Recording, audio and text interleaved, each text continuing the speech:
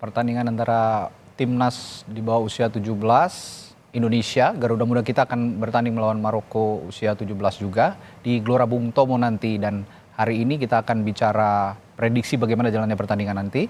Saat ini sudah bersama kami jurnalis Kompas.com, jurnalis olahraga dari Kompas.com, Firzi Idris. Pagi Firzi. Ya pagi Radi, halo apa kabar? Baik Firzi, nih langsung aja.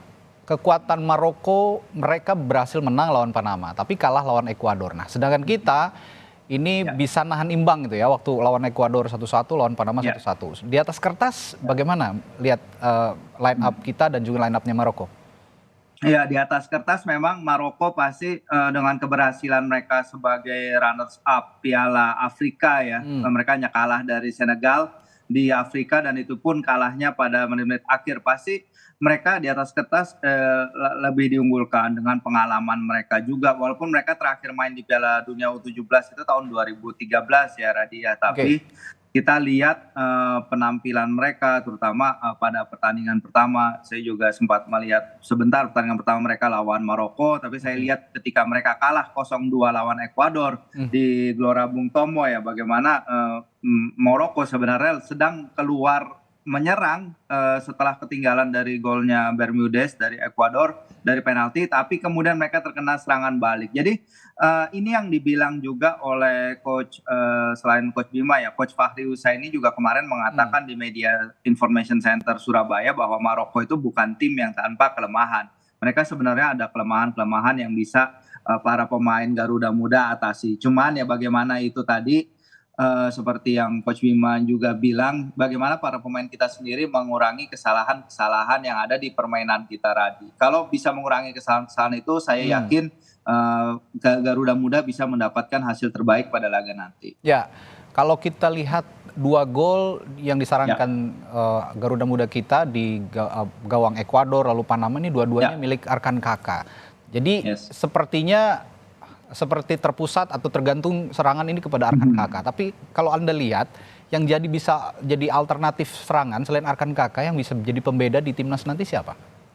Iya, Arkan memang mencetak kedua gol kita ya. Tapi kalau kita lihat memang dari skema open play itu penciptaan peluang kita juga terutama ketika melawan Ekuador mungkin masih belum maksimal. Dan hal itu membaik ketika melawan Panama. Penyerangan kita meningkat, terutama aliran bola di tengah.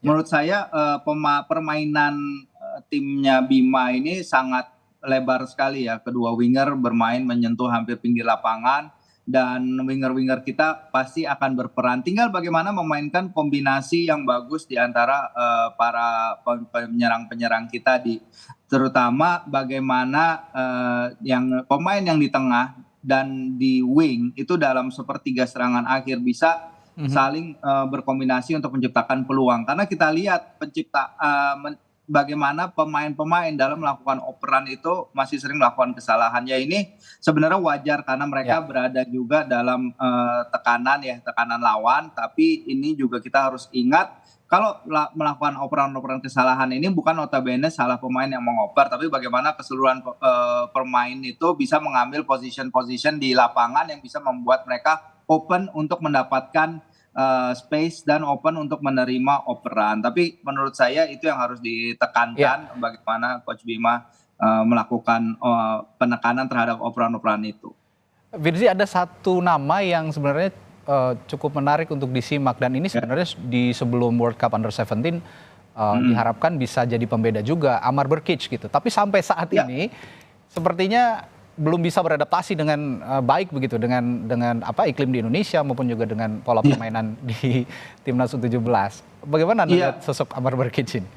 Ya, kita lihat pada paruh kedua laga lawan Panama ya, ketika Amar masuk dia juga bisa memberikan outlet yang bagus di lini tengah. Memang awalnya dia tidak bisa main karena dilaporkan menderita diare ya. Memang itu tadi balik lagi dengan adaptasi dia pemain yang datang dari tim akademinya Hoffenheim. Ya. Harapannya memang dia bisa masuk dan memberikan kontrol lebih, terutama di tengah lapangan. Itu yang kita perlukan. Tapi ketika melawan Panama pada laga kedua kemarin, ketika timnas bermain lebih ofensif, dia masuk dan dia memberikan balance yang mungkin lebih bagus ya daripada dalam pertemuan pertama. Mungkin itu juga datang dengan dari kualitas Panama yang tidak di atas Ekuador, tapi bisa juga karena sang pemain memiliki kapabilitas. Nih, sebenarnya yang lebih disesali juga mungkin ketika melawan Panama kita nggak bisa mengambil poin penuh juga ya dia, karena kalau kita menghadapi Maroko tentu itu tadi dengan status mereka sebagai runners up CAF di kejuaraan Afrika mungkin akan lebih sulit dari pertandingan menghadapi Panama. Ya, kalau lihat memang status Maroko sebagai runner up di CAF, lalu juga kita sekarang masih harus berupaya dengan keras begitu ya untuk menang lawan Maroko. Yang ideal, kalaupun memang diharuskan untuk menang, berarti harus dalam skor berapa ini? Karena kita lihat goal different, karena Ekuador juga sekarang goal differentnya udah unggul gitu ya. Iya. Ya betul, sebenarnya kita mungkin dengan hasil seri aja bisa lolos ya, tapi itu tergantung dengan tim-tim lain di peringkat ketiga terbaik. Karena dari 6 grup ini kan dicari 4 tim peringkat ketiga terbaik. Sejauh ini kita itu sebenarnya sudah mencukupi untuk berada di posisi itu, tapi tinggal bagaimana kita menyikapi bahwa kita jangan tergantung dari hasil-hasil di grup lain, karena kalau kita lihat di grup lain peringkat 3 terbaik itu ada Iran, Uzbekistan, Jepang, dan kemudian Indonesia. Tapi Meksiko juga di grup F bisa jadi ancaman. Jadi memang ini semua masih sangat terbuka, grup A masih sangat terbuka. Menurut saya ya dengan goal difference kita yang 0 ya, itu juga menjadi suatu hal yang cukup bagus, karena Panama sejauh ini kan sudah -2. Betul. Nah, lalu jika lihat line up dari Indonesia maupun juga nanti dari Maroko, perakiraan dari line up mereka masing-masing, siapa kira-kira yang akan jadi kunci penentu, meskipun itu kita berat begitu ya, tapi kita harus punya sosok kunci penentu untuk menang ataupun seri gitu dari Indonesia dan juga Maroko. Anda melihat sosok siapa aja yang penting? Ya kalau kita lihat memang di Garuda ya, squad Garuda, kedua winger sih menurut saya masih akan memegang peran kunci ya, Rizky dan Jehan. Rizky dan Jehan juga akan memainkan peran kunci, tapi kita juga lihat bagaimana Iqbal di belakang, sang kapten juga menjadi momok yang tangguh. Kita yang pasti kita nggak afford untuk kebobolan lebih dari 1 gol di laga ini, karena kalau kita kebobolan lebih dari 2 gol ya kemungkinan mengejarnya akan sulit. Lebih berat kerjasama Iqbal dan Sultan Zaki di belakang juga bagus. Kemarin Zaki juga kemarin baru menghadap media, dia bilang bagaimana masukan dari Coach Bima dari 2 laga pertama adalah mengurangi kesalahan-kesalahan sendiri. Nah ini yang ditekankan oleh Coach Bima juga, terutama dalam permainan juga. Nah kalau dari Maroko memang kita lihat beberapa pemain mereka itu juga bisa menjadi ancaman, tapi yang terlihat dari laga melawan Ekuador, beberapa pemain belakang mereka kalau misalnya ditekan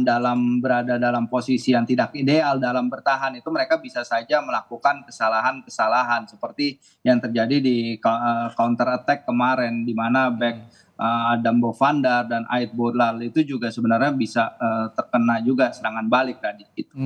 Ya itu yang harus, nama-nama itu yang harus diwaspadai oleh Indonesia juga ya, nanti untuk bisa mengoptimalkan begitu laga terakhir di fase penyisihan grup untuk bisa lolos ke tahap berikutnya atau ke babak berikutnya.